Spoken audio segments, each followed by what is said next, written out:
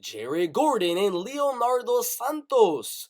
In the lightweight division, first thing is first, for all of you bettors out there, the heck is this? Minus 330? Huh?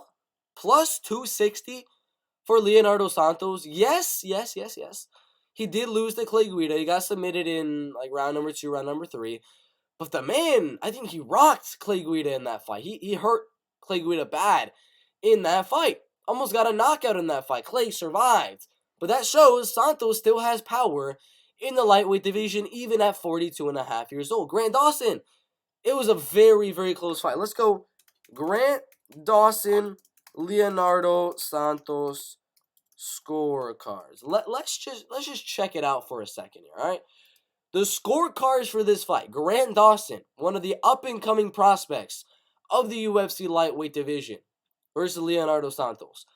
One of these rounds right here, I know two of them had Grant Dawson winning round 1 and round 2, but one judge gave Leonardo Santos round number 1, which I find to be very, very interesting. Grant Dawson just absolutely destroyed, absolutely freaking destroyed Jared Gordon. Took him down and dominated him.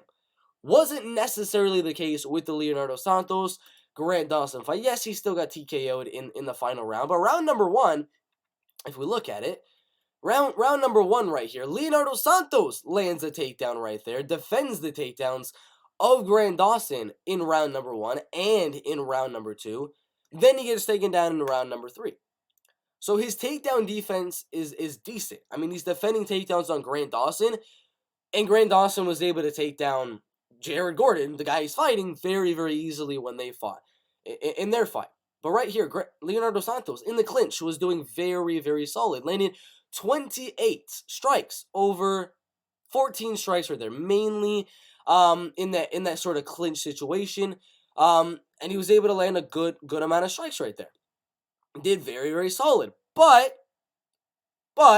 Leonardo Santos is not going to win this fight on the feet. I mean, I'm showing you all of this stuff right there, that he's landing more strikes than Grant Dawson in round number 1. He's defending the takedowns. He's landing a takedown on Grant Dawson even. He's keeping it really even with Grant Dawson, not getting dominated on the ground.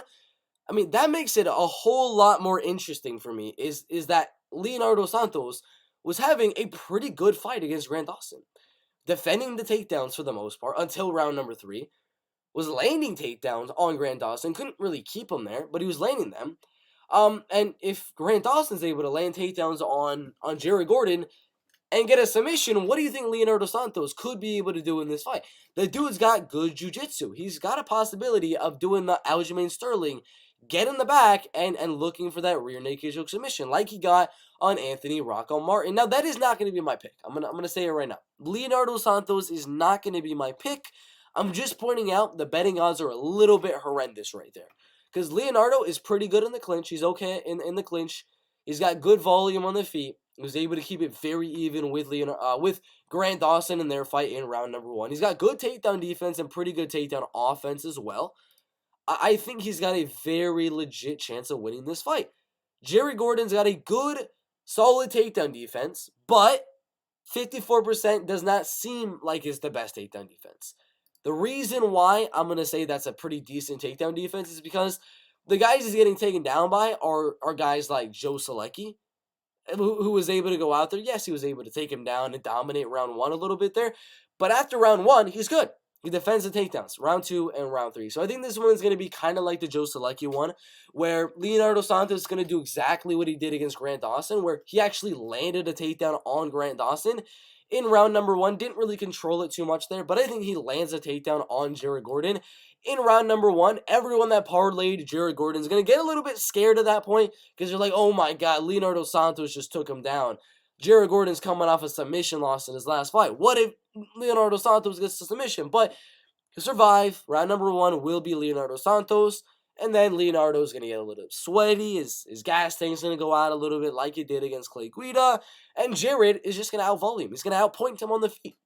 Not going to knock him out. He's just going to pressure forward on Leonardo Santos, land some good leg kicks, some body kicks, move his head a little bit side to side, and just land more volume on Leonardo Santos. This is not a confident pick, not one I'm out here like, oh my god, Jared is totally going to win the fight. Like I said, this should be a lot closer than 3-1 for the reasons that I've stated. Leonardo has good takedown offense, took down Grant Dawson, who dominated Jared Gordon on the ground. I know MMA math doesn't always work like that, but that is very, very interesting to look at. So round number 1, I think he does what he did with Grant and gets that takedown, gets a little bit of control time, and gets a little bit of ground and pound, lands a few more shots on the ground and in the clinch.